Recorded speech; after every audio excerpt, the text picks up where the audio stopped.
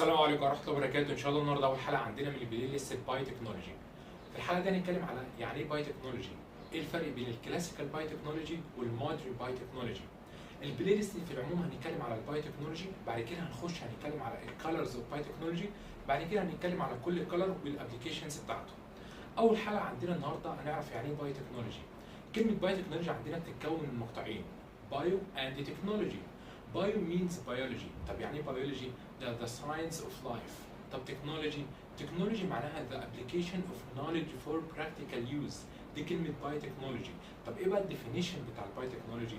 الباي تكنولوجي ليه كذا ديفينيشن. الديفينيشن الأشمل فيهم هو ده: the science of using living organism or the products of living organism for human benefits. ده العلم اللي بيدرس ازاي بستخدم الليفنج اورجانيزم، انا بستخدم الكائنات الحيه او البرودكت بتاعت الكائنات الحيه دي للهيومن بنفيتس عن طريق اللي انا بعمل منها ابلكيشنز وهكذا. طب ازاي بقى الهيومن بنفيتس؟ عن طريق حاجتين، اللي انا بعمل برودكت او احل مشكله موجوده عندي. ده كان بالنسبه ايه للباي تكنولوجي. يبقى اول حاجه عندنا باي تكنولوجي بيكون من ايه؟ بيكون من مقطعين. بايو مينز بيولوجي، معناها ايه؟ the science of life.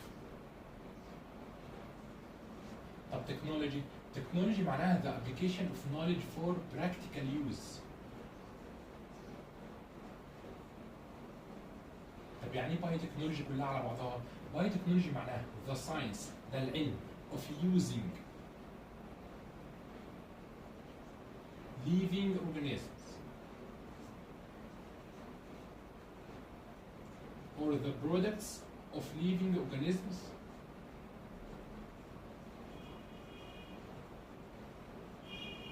for human benefits. ازاي human benefits؟ قلنا عن طريق حاجتين، يا اما make a product، اللي انا اعمل a product، او solve a problem. يبقى احنا عندنا علم الباي تكنولوجي، ده العلم اللي بيستخدم الكائنات الحيه او البرودكت ومنتجات الكائنات الحيه for human benefits. طب ازاي human benefits؟ عن طريق حاجتين، هيفيدنا احنا كهيومن عن طريق حاجتين، يا اما ميك ا برودكت او سولف ا بروبلم. طب زي ايه عندنا ميك ا برودكت؟ اكزامبل عندنا برودكشن اوف انسولين عن طريق الباي تكنولوجي. ازاي؟ زمان قبل الباي تكنولوجي كانوا بينتجوا الانسولين عن طريق ايه؟ كانوا بينتجوه عن طريق بيجيبوا الكاتلز والبيجز والخنازير ويستخلصوا منهم الانسولين، ولكن الانسولين ده بيبقى ايوه شبه الانسولين بتاعنا سيميلر ولكن نوت ايدنتيكال. يعني الانسولين بتاع الكاتلز والبيكس نوت ايدنتيكال تو هيومن انسولين، فبالتالي بيسبب بعض المشاكل للاميون سيستم وهكذا. طيب ده كان بالنسبه زمان. طب عن طريق الباي تكنولوجي لا، احنا قدرنا ننتج الانسولين عن طريق ايه؟ عن طريق حاجه اسمها ريكومبيننت دي ان اي تكنولوجي. يعني ايه ريكومبيننت دي ان اي تكنولوجي؟ دي ان شاء الله نقولها في التفصيل قدام، بس دلوقتي هناخد نبذه عنها. ريكومبيننت دي ان اي تكنولوجي اللي انا بجيب دي ان اي فروم تو ديفرنت سورسز. ازاي بقى؟ انا دلوقتي بجيب عندي الجين بتاع الانسولين، بستخلصه واعمل له ايزوليت من فين؟ من بيتا سيلز اوف لانجر هانز. باخد البنكرياس عندي البيتا سيلز وبستخلص منها ايه؟ بستخلص منها الجين، بعمل ايزوليت للجين اوف انسولين. ده كده بالنسبه ايه؟ ده هيومن جين ايوكاريوتس، ده اول حاجه. بعد كده بعمل ايه؟ بعمل ايزوليت البلازميد فروم بكتيريا. البلازميد ده عباره عن ايه؟ عباره عن دي ان ايه بتاع بروكاريوتس. فانا عندي الدي ان ايه بتاع الايوكاريوتس اللي هو الانسولين جين مع البلازميد اللي هو البروكاريوتس، الاثنين مع بعض بقطعهم بسيم ريستريكشن انزيم بيكونوا لي حاجه اسمها ريكومبيننت بلازميد. يعني البلازميد في تو ديفرنت دي ان ايه، تو سورسز ديفرنت اوف دي ان ايه. تمام؟ بعد كده باخد البلازميد ده بعمل له ري انتروديوسنج بكتيريا سيل. طب ايه اللي بيحصل؟ البلازميد ده بيعمل له سيلف ريبليكيشن، بيقعد يعمل ريبليكيشن. بعد كده بعمل ايه؟ بعمل بيوريفاي اند اكستراكت اند بيوريفاي للانسولين بتاعي اللي هو البرودكت ويتم بيعه في الاسواق. تمام؟ ده كده بالنسبه ايه؟ بالنسبه للبرودكشن اوف انسولين باي تكنولوجي. يبقى انا قدرت اعمل برودكت ان انا اعمل ايه؟ برودكشن اوف انسولين عن طريق ايه؟ عن طريق الريكومبيننت دي ان اي تكنولوجي. طيب اول انسولين تم انتاجه كان اسمه هيوميولين. ده تم انتاجه ايه؟ حصل له ابروفد باي اف دي اي اللي هي الفود اند دراج ادمنستريشن سنه 1982. ده اول انسولين تم انتاجه وحصل له ابروفد باي اف دي اي. تمام؟ ده كان بالنسبه ايه؟ لميكا برودكت. طيب سولف بروبلم ازاي بقى؟ ازاي الباي تكنولوجي بيحل لنا بعض المشاكل الموجوده عندنا؟ عن طريق حاجه اسمها البايوريميديشن. يعني ايه بايوريميديشن؟ بايوريميديشن معناها مايكرو اورجانيزم. The using of microorganism to remove pollution from environment، اللي انا بستخدم الكائنات الحيه المايكرو اورجانيزم دي عشان نتخلص من التلوث من البيئه. ازاي؟ المثال عندنا مثلا البكتيريا، في انواع من البكتيريا بستخدمها عشان اتخلص من ايه؟ عشان اقدر اعمل ريموف للنيوكلير ويست، اقدر اتخلص من النيوكلير ويست اللي هو المخلفات الاشعاعيه. ويست عن طريق حاجه اسمها ايه؟ البايو ريميديشن. يبقى ده كده بالنسبه لتعريف البايو تكنولوجي. يبقى البايو تكنولوجي هو عباره عن ايه؟ عباره عن العلم the science of using living organism or the products of living organism for human benefits. طب ازاي الهيومن بنفيتس؟ عن طريق اللي هو هيطلع لي برودكت او هيحل لي مشكله موجوده عندي. وده الاكزامبلز عندنا. بالمناسبه الابلكيشنز دي بالتفصيل هنقولها قدام. هنقولها قدام بعد ما نشرح ريستركشن انزيمز وكلونينج فيكتورز، بس هنا كفكره عامه عشان نفهم التعريف بتاعنا. تمام؟ ده كده بالنسبه لتعريف البايو تكنولوجي. طيب دلوقتي عندنا ايه الفرق بين كلاسيكال بايو تكنولوجي اند مودرن بايو تكنولوجي؟ كلاسيكال بايو تكنولوجي دي البايو تكنولوجي القديمه تراديشنال، كلاسيكال او تراديشنال. طب المودرن بايو تكنولوجي اللي هي البايو تكنولوجي الحديثه. اول حاجه عندنا الكلاسيكال بايو تكنولوجي. كلاسيكال بايو تكنولوجي او تراديشنال الاثنين نفس الاسم. ده عباره عن ايه؟ دي البايو تكنولوجي before the discovery of DNA structure.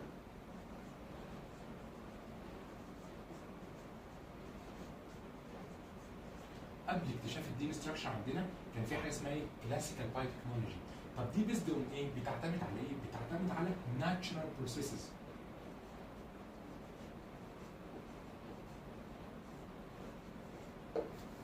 احنا دلوقتي خلصنا تعريف البايو تكنولوجي.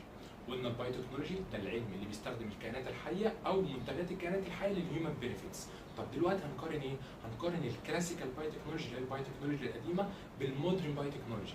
اول حاجه عندنا الكلاسيكال بايو تكنولوجي او الاسم الثاني اللي هو التراديشنال بايو تكنولوجي. دي عباره عن ايه؟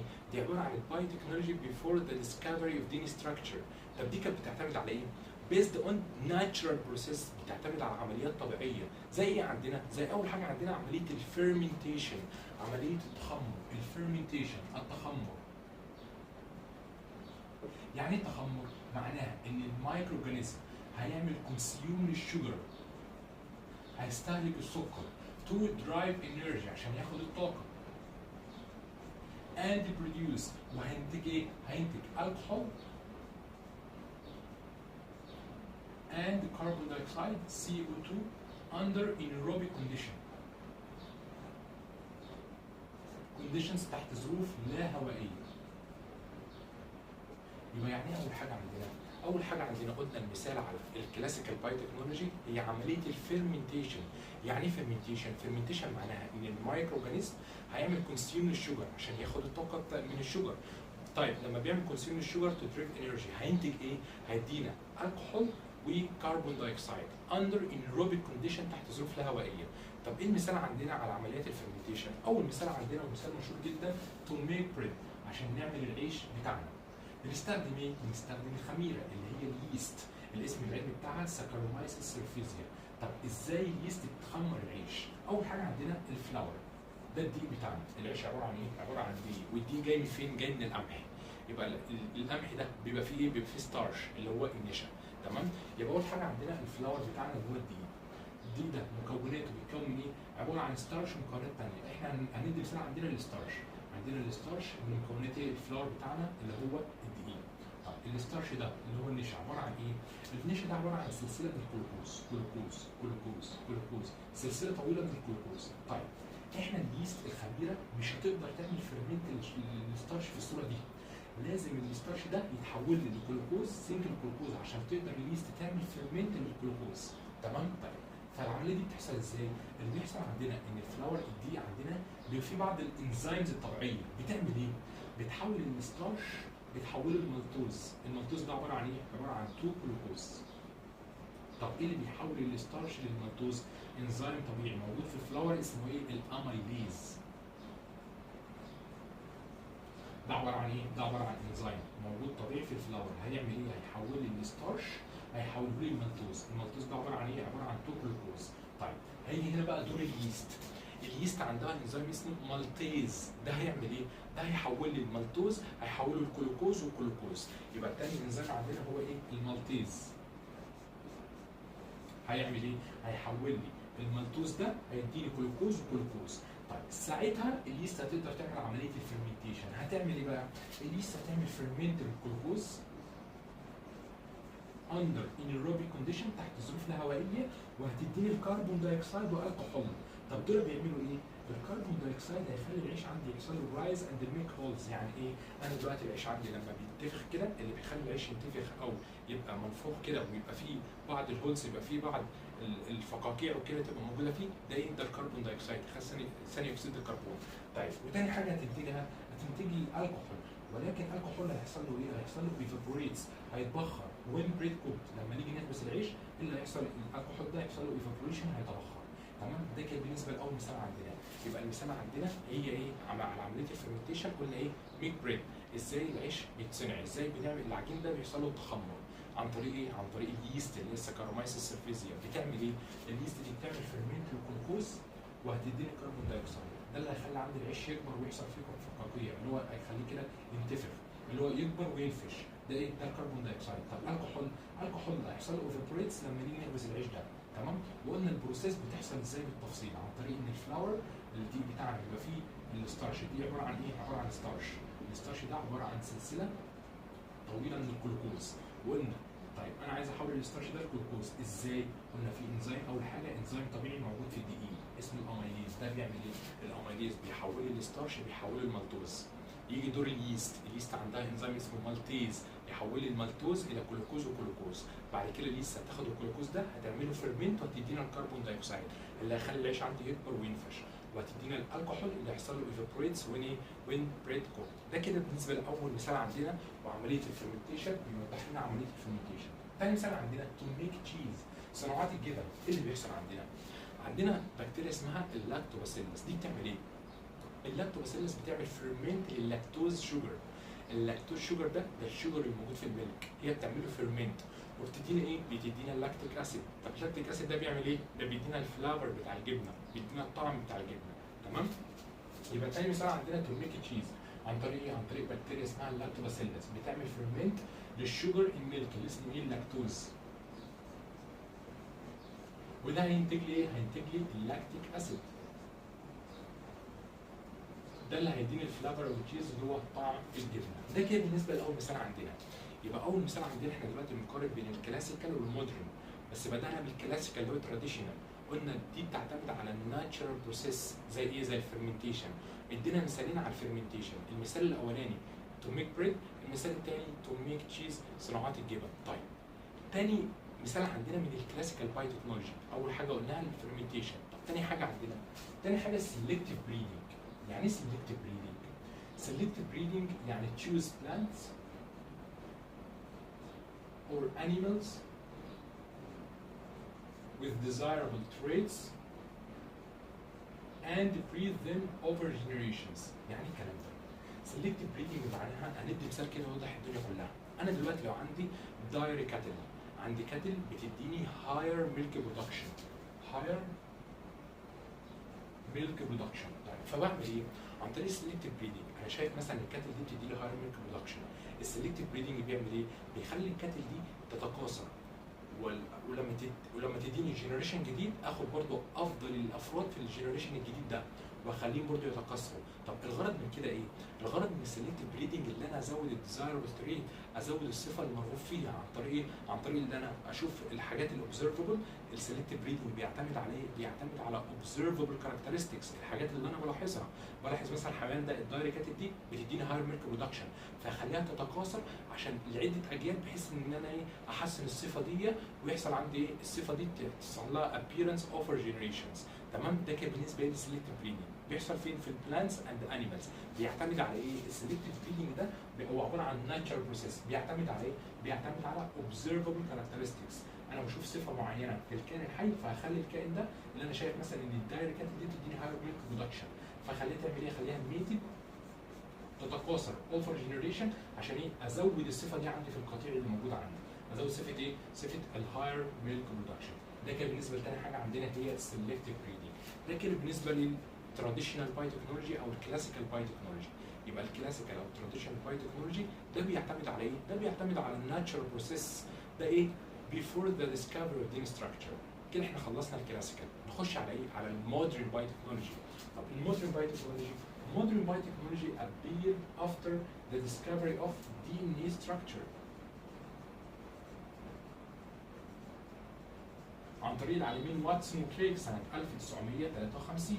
ده حصل ايه؟ حصل appearance في المودرن بايوتكنولوجي. طب ايه الامثله عندنا؟ المودرن بايوتكنولوجي ده بقى مواضيع الحلقات الجايه كلها، ده بقى كل حاجه، كل التكنولوجي الحديثه. مثال عندنا الريكومبيننت دي ان تكنولوجي. يعني ايه ريكومبيننت دي ان تكنولوجي؟ اللي انا بجيب دي ان عندي من تو ديفرنت سورس، زي ما وضحت في الاول. انا بجيب مثلا الجين من الهيومن، ده عباره عن ايه؟ عباره عن ايوكاريوتس، وباخد البلازميد اللي هو عباره عن ايه؟ عن بروكاريوتس، والاثنين بخليهم يتحدوا مع بعض بيكونوا لي ريكومبيننت بلازميد. ان البلازميد ده عنده عباره عن بروكاريوتس ودخل له جين ايوكاريوتس، فبروكاريوتس مع ايوكاريوتس ده بنسميه ريكومبيننت. ريكومبيننت بيديني تكنولوجي، قدرت انتج حاجات كتير جدا عن طريق التقنيه دي، عن طريق التكنولوجي دي. زي ايه؟ قدرت اعمل برودكشن للجي اتش هرمون، الجروث هرمون. قدرت اعمل برودكشن للانسولين، قدرت اعمل برودكشن للانترفيرنس، والكلام ده ان شاء الله هنشرحه قدام في ابلكيشنز اوف ريد باي تكنولوجي. طيب من ضمن دي اول حاجه عندنا. طب تاني حاجه، اللي انا اخلي النباتات عندي بلانت ريزيستنت تو انسكت. ازاي الكلام ده بيحصل؟ انا دلوقتي بدخل بعض الجينات، ادخل جين معين اخلي النبات ده مقاوم للحشرات. تمام؟ ده كان بالنسبه لي بلانت، اخلي النباتات دي مقاومه للحشرات. زي عندنا زي نبات القمح، بدخل له بعض الجينز بنسميها كراي جينز. الكراي جينز دي بتنتج لي التوكسين، التوكسين ده بيقتل ايه؟ بيقتل الحشرات، فانا خليت النبات اللي عندي ده مقاوم للحشرات. طيب ثالث حاجه عندنا improve nutrition value. يعني ايه الكلام ده؟ improve nutrition value عندنا مثال عندنا golden rice. يعني ايه؟ في بعض الناس في بعض الدول الناميه بتعاني من deficiency in vitamin A. طب انا احل المشكله دي ازاي؟ احلها عن طريق اللي انا اعمل جود الرايس. الرايس ده بدخله بعض الجينز، الجينز دي بخلي الرايس يعمل ايه؟ الرايس بيبقى فيه حاجه اسمها بيتا كاروتين. طب ايه اللي بيحصل؟ الجود الرايس ده فيه بيتا كاروتين، لما احنا بناكل البيتا كاروتين دي بتتحول جوه جسمنا الى فيتامين اي. فانا قدرت عن طريق المودرن باي تكنولوجي احل مشكله ايه؟ ديفيشنسي ان فيتامين اي. عن طريق اللي انا عملت ايه؟ عملت امبروف للنيوتريشن فاليو اللي هو ايه؟ الجولدن رايس.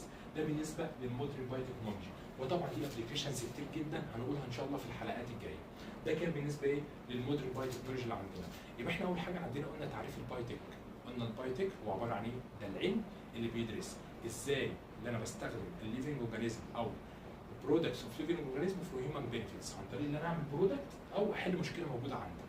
وقارنا بين الكلاسيكال والمودرن باي تكنولوجي. قلنا الكلاسيكال اللي هو التراديشنال. الكلاسيكال ده بيعتمد عليه؟ بيعتمد على الناتشرال بروسيس زي ايه؟ زي الفيرمنتيشن وزي السلكتيف بريدنج. طب المودرن باي تكنولوجي لا، ده بيعتمد على تكنولوجيا حديثه. ده appear after the discovery of DNA structure، زي ايه عندنا؟ زي الريكومبيننت DNA تكنولوجي. ده كان بالنسبه ايه؟ للمودرن باي تكنولوجي اند كلاسيكال باي تكنولوجي. اخر حاجه عندنا regulatory approval oversight. يعني ايه؟ دي عندنا بنسميها الجهات الرقابيه والتنظيميه. الموضوع ده مهم جدا، لان قدام لما اجي اقول لك approved by FDA، the first insulin اللي هو الهيوميلين حصل له approved by FDA مثلا في 1982. ايه هي الاف دي اي دي؟ الاف دي اي دي اختصار لحاجه اسمها فود اند دراج ادمنستريشن، اداره الغذاء والدواء الامريكيه. الفود اند دراج ادمنستريشن الاختصار بتاعها اف دي اي. طب ايه بقى دي دورها ايه؟ دي اهم واحده فيهم. دي دورها دلوقتي احنا لما بنيجي اي حد بيعمل علاج جديد، مثلا عمل علاج مثلا للكانسر، عمل علاج للدايابيتس زي مثلا برودكشن اوف انسولين، اي علاج جديد بيتم انتاجه، العلاج ده بيحصل بيتعمل عليه بعض التجارب في كائنات حيه ثانيه مثلا فئران وكده. فلما بيحصل عليه التجارب انت بتبعت النتائج دي اللي عامل العلاج ده بيبعت النتائج للاف دي اي. فالاف دي اي لو لقيت العلاج ده امن على صحه الانسان، يعني ما بيسببش مثلا سايد افكتس وكده، بتعمل له ابروفد. لما بتعمل له ابروفد بيتباع في الاسواق العالميه. يبقى ما فيش علاج جديد لازم يحصل له ابروفد حتى اللي يتم بيعه. دي ايه؟ دي فود اند دراج ادمنستريشن هي الاف دي اي. المثال عندنا الفيرست انسولين اللي اسمه هيوميلين حصل له ايه؟ حصل له ابروفد باي اف دي اي للفود اند دراج ادمنستريشن ان 1982. تمام؟ ده المثال عندنا. يبقى لما نقول اف دي اي عندنا قدام دي معناها ايه؟ فود اند دراج ادمنستريشن اللي هي اداره الغذاء والدواء الامريكيه. تاني اختصار عندنا Environmental Protection Agency. ايه الانفيرمنتال بروتكشن ايجنسي؟ دي وكاله حمايه البيئه اللي هي الاي بي اي. طب دي دورها ايه بقى؟ دي دورها دلوقتي انا لما اعمل جي ام او جينيتيكلي موديفايد اورجانيزم، دور الانفيرمنتال بروتكشن ايجنسي ان تتاكد ان الجينيتيكلي موديفايد اورجانيزم او الجينيتيكلي موديفايد بلانت ده امن على البيئه، بتتاكد ان الحاجات اللي انت عملتها اللي هو الجينيتيكلي موديفايد بلانت النبات المعدل وراثيا ده امن بيئيا. دي ايه؟ انفيرمنتال بروتكشن ايجنسي. طيب ثالث حاجه عندنا اليو اس ديبارتمنت اوف اجريكلتشر، الاختصار بتاعها يو اس دي اي. دي ايه؟ دي وزاره الزراعه الامريكيه. دورها ايه؟ دورها بتتاكد ان الجي ام او الجينيتيكلي موديفايد اورجانيزم او الجينيتيكلي موديفايد بلانت ده امن زراعيا. امن زراعيا دي ايه؟ دي بالنسبه لليو اس ديبارتمنت اوف اجريكلتشر. اخر حاجه عندنا occupational safety and health administration. دي ايه؟ دي اداره السلامه والصحه المهنيه، الاختصار بتاعها الاو اس اتش اي. طب دي بتعمل ايه؟ دي بتتاكد ان العمال اللي في المصنع او في المعامل اللي شغالين في المعامل شغالين في بيئه امنه. يعني دي كل مهمتها السلامه، متاكد ان العامل اللي شغال في المصنع او اللي شغال في المعمل ده شغال في بيئه امنه، تمام؟ وبتضع بعض الرولز للبايو سيفتي ليفلز. ايه هي البايو سيفتي؟ قواعد البايو سيفتي عندنا بايو سيفتي 1، بايو سيفتي 2، بايو سيفتي 3، بايو سيفتي 4. يعني مثلا بتقول لك لما تشتغل على الكائن ده لازم تبقى ماخد حذرك، تبقى لازم لابس الجلافز بتاعك، لابس الكمامه وهكذا. دي ايه؟ دي الاوكيوبيشنال سيفتي اند هيلث ادمنستريشن اللي هي اداره الصحه والسلامه المهنيه، تمام؟ ده كان بالنسبه ايه؟ للريجولاتوري ابروفال اوفر سايتس. قلنا اول حاجه الاف دي اي اللي هي الفود اند دراج ادمنستريشن، ثاني حاجه انفيرمنتال بروتكشن ايجنسي اللي هي وكاله حمايه البيئه، ثالث حاجه يو اس ديبارتمنت اوف اجريكلتشر وزاره الزراعه اوكيوبيشنال سيفتي اند هيلث ادمنستريشن اللي هي اداره السلامه والصحه المهنيه. اهم واحده فيهم هي اول واحده الاف دي اي. مهم تعرف ان دي ما فيش علاج جديد بيتم انتاجه الا لازم يحصل له ابروفد باي اف دي اي قبل ما يتباع، لان دي بتتاكد ان العلاج ده امن. احنا بنبعت النتائج ليها، بعد كده بنشوف النتائج دي، لو لقيت النتائج دي مظبوطه والعلاج امن على الانسان بتعمل له ايه؟ بتعمل له ابروفد اللي هي ايه؟ الاف دي اي الفود اند دراج ادمنستريشن. ده كان بالنسبه عندنا اول محاضره عندنا في البلاي ليست بتاعت Introduction to Biotechnology، وان شاء الله في المحاضره الجايه هنتكلم على Colors of Biotechnology او Branches of Biotechnology، افرع علم البايوتكنولوجي.